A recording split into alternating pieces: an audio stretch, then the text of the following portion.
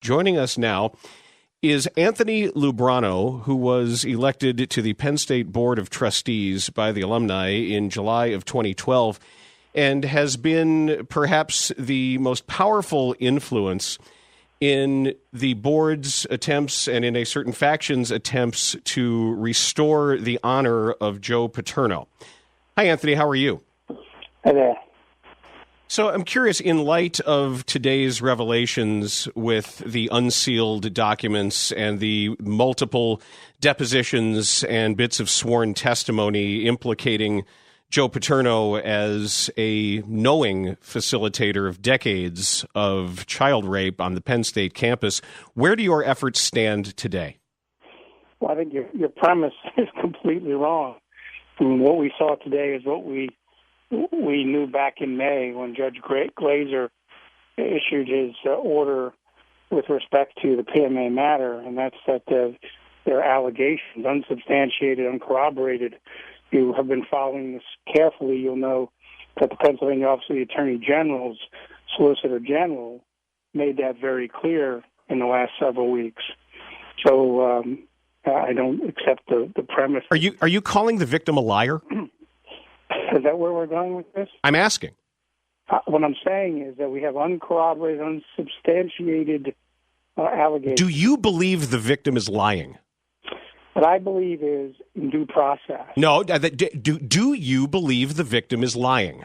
Well, we're not going to have this debate. I called into this. It's not a debate. It is a very easily answered question. Do you believe this victim with this testimony is lying? Well, actually, the information that you see today was part of a larger process in which there's a great deal more information that wasn't made part of the record. That doesn't answer the question. Well, yeah, it do does. Do you believe? Trying to focus it solely on what an alleged victim has said, and trying to have me decide whether I believe or disbelieve that person. What I'm saying to you is that in this country, we are entitled to due process, and we have the state that prosecuted Jerry Sandusky tell us very clearly that they did not believe that there was sufficient evidence. Okay, now again, here this is the sworn testimony from John Doe 150, it is a sworn deposition. John Doe 150 testified that Sandusky assaulted him in the shower in 1976, penetrating his rectum with his finger. The victim asked to speak with Paterno about it. He testified he specifically told Paterno that Sandusky had sexually assaulted him, and Joe Paterno ignored it. He was asked by the lawyer, this is in court documents, is it accurate that Coach Paterno quickly said to you, I don't want to hear about any of that kind of stuff. I have a football season to worry about. John Doe 150 testified specifically, yes, I was shocked, disappointed, offended. I was insulted. I said, is that all you're going to do? You're not going to do anything else. He testified Paterno walked away. Are you calling John Doe 150 a liar right now on these airwaves? I am calling no one anything. I'm telling you it's unfortunate that these are uncorroborated. Do you yourself believe he is lying? Go with this conversation. Uncorroborated, unsubstantiated. I should put this on recording for you. You can holler. But you have yet. You continue to evade an easily answered question. No. I have answered the question. These are unsubstantiated. No. I'm asking what you believe, because you don't have the guts to say it. No, well, guts to say what? You don't have, because your entire effort is based on micromanaging the testimony of victims, to discredit multiple victims with every bit of evidence that's been provided. Everything has been in some way to call them liars without calling them liars, to say this can't have happened. It can't be true because your sainted, venerated coach can't have done this in your world. But you won't say it because you won't bring yourself to be seen as somebody who's doing exactly what you're doing, which is shaming and discrediting multiple victims of child rape. Look, you're not going to shame me because I don't feel ashamed, and I'm certainly not shaming anyone. If someone feels shame, that's internal.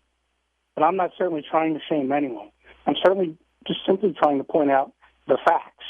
So the facts are these are unsubstantiated, uncorroborated allegations. So you think they all lied? Every one of these victims lied? You're talking about one case right now. Give me another example that you'd like to discuss. Okay. Talk about something that released today, 101. Right? Wasn't there a release about 101? Do you believe Jerry Sandusky's? Let me ask you this. Do you believe Jerry Sandusky's guilty? Do you think are you one of those who believe Jerry Sandusky was somehow framed, that it's all a put up job? Well, I think Jerry Sandusky had due process. A jury of his peers made a determination. I don't have to say anything more than that. Due process. That's due process. I wasn't at the trial, but I certainly know what the outcome was. So let's talk about what else was released today. Mm-hmm. Okay, let's talk about a reference to a coach in 1988. As it turns out, that coach wasn't hired until 1991. But that's just an inconsequential fact, right? You know, we ask ourselves these questions all the time. Penn State made a determination that they were going to make this a very simple process in an effort to move on. Mm-hmm. But in the course of doing that, unfortunately, forgot about the issue of its reputation as an institution. So, in the end, when people make unsubstantiated, uncorroborated allegations against someone, if you don't stand up and say they're unsubstantiated, uncorroborated.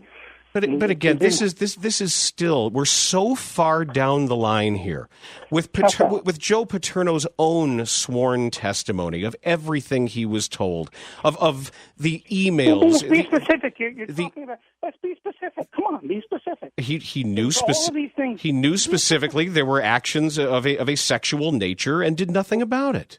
Well, wait.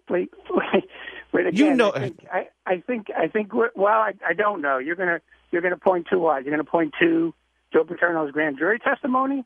You're gonna point to Mike McCreary's testimony at trial. You're gonna point to Mike McCreary's five different under oath testimonies that are different each time. I mean, what are we going to point to? I'm trying to understand. I'm happy to point to everything that he's said. I'm happy to point to everything that victims have said and everything released today about multiple assistant coaches going to Joe Paterno and telling him what was going on, and everything that was determined from emails in the free report. Now we can bore people with this all day and trying to go through some of these things. You've obviously made up your mind. I'm trying to assess based on all. I have access to the complete record. That's the problem with releasing bits and pieces, as the court has done. You're looking at an incomplete record.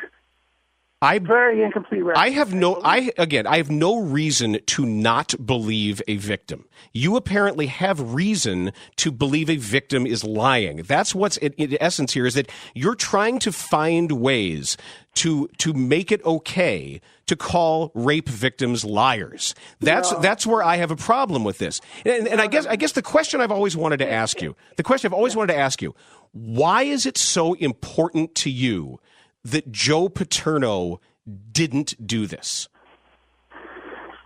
Important to me that he didn't do it? Yeah, why is it important to you to find an alternate reality where none of this happened? Well, it's not an alternate reality. But it is, though. Maybe in your mind. Well, no. No, in the mind of any reasonable person. No, in anyone who's actually reviewed the facts of these cases. Yes. I disagree with you completely. Okay. But why does it matter so much to you? Because everyone's entitled to due process. I'm asking what, but why this effort? Why doing this? Why a flat Earth campaign? I'm just saying, why dedicating so much of your life to this, to the point where your wife left you? Why is it so important? Wait a second. First off, you bring my personal life into this? That had nothing to do with this. That's not what she said when she emailed me. Is that right? Oh, interesting. Well, I don't believe you when you say that. Okay, but I'd love to have it. it. I'll read it to you. I'd love to. When did you send that email? Oh, years ago. Oh, years. Interesting. When early on in this, when we were tipped off that you were unstable and unhinged and going after, so that's why I ask you, why is this so important to you? If you're going to attack me personally, I'm just asking, why is it? I'm going to hang up. You just use terminology to describe me that's untrue. Why is this so important to you? Are you that sort of professional that you're I genuinely want to know. I genuinely want to know why this effort, why this quixotic effort matters so much to you. Well, because Penn State is a great institution. It's had some great people at the institution. I agree with you. Well, and that includes people like Graham Spanier and Tim Curley and Joe Paterno. But don't you understand that if the university means that much to you, why not care more about victims? Why not make sure that the university... I very much care about victims, but I also care about process, too. But why care about process more than victims? Wait. If you have a duty to your institution, a fiduciary duty to your institution, do you just open up the checkbook and really just write checks? I'm asking you. I think if that is, I don't know what the alternative would be as far as other lawsuits and judgments, that yes, if indeed lawyers determined that would be the fiduciary responsible thing to do, then yes. But see, in your mind, then you blindly write checks without verifying the veracity of any allegation. There's sworn testimony. What is it that you need? Do you need actual video of the crimes themselves? Oh, we've been over this over and over again. I mean, you want to have a conversation about what additional information was released today? You said assistant coaches went to Joe Paterno. What assistant coaches went to Joe Paterno? Be specific. I know this case extremely well, so I'm curious. Maybe I've missed something, and you might educate me. That's why I called him. Right. It's the according to the Washington Post that it was the Washington Post reports that Joe Paterno was told by other assistant coaches who were eyewitnesses to Jerry Sandusky molesting boys. Okay, but be specific. That's the Washington Post. I don't have all the testimony individually in front of me. I'm going by what both the New York Times and the Washington Post have reported, and if they have reported that erroneously, then they'll be sued. Well, actually, I think those coaches have already issued statements refuting those things. Well, essentially, Greg Schiano is accusing someone of perjuring himself by dragging his name into it, and nobody can accuse Greg Schiano of such things because he's not in a court of law. So it's very easy for him to lie in that dismissal. I want to get back. So you're going to dismiss him. I want to get back to the essence. Let me get back to the. No, don't distract here. Don't obfuscate and don't distract. I want to get to the. I worked for 4 years with trustees who like to obfuscate. I want to obfuscate. I want to. Well, I have another call I'm going to take. I'm not going to sit here and rehash the same thing with you. All right, out of courtesy, I called back, and as far as I'm concerned, we're not making any progress. You're not going to believe me, and I'm certainly not going to believe whatever your point of view is, except that you're going to attack me personally. Well, I will tell you this, Anthony, that if you are taken at your word that you care this deeply about the university, and not about yourself and not about whatever the football team or Joe Paterno meant to you. If you really believe that, it's my hope. I'll leave it at this. I'll let you take your call. And I do appreciate you taking the time to join us today. If you really believe that, it's my hope that eventually, someday, you care more about victims than trying to come up with some alternate history about Joe Paterno.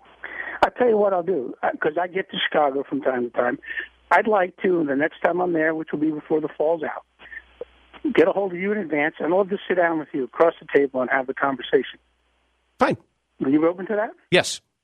Terrific. And I appreciate your time tonight, and, I'm never going to run from any debate or any discussion, so I just don't think there is a debate or much of a discussion to be had at this point. And well, I disagree with you again, but maybe we can have a further conversation when we're sitting face to face, and some things I can discuss with you that we don't discuss on the air.